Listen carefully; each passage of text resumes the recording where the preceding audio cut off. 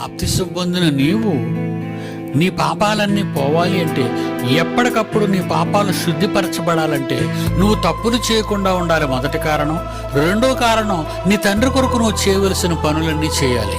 మొదటిది తప్పులు చేయకుండా ఉండు, రెండు నీ తండ్రి పని మీద ఉండు. అప్పుడే నీ పాపాలు కడగబడతాయి. నువ్వు తప్పులు చేయకుండా ఉన్నావు అనుకో, మరి చేసిన పాపాలకు క్షమాపణ కావాలంటే మరి యేసు రక్తం కావాలి కదా. యేసు రక్తం కావాలంటే నువ్వేం చేసావు ఆయన కొరకు, అది కావాలి. నువ్వు తప్పులు చేయకుండా ఉన్నావు. నువ్వు తప్పులు చేయకుండా ఉండటం వలన దేవుని పని అవదు.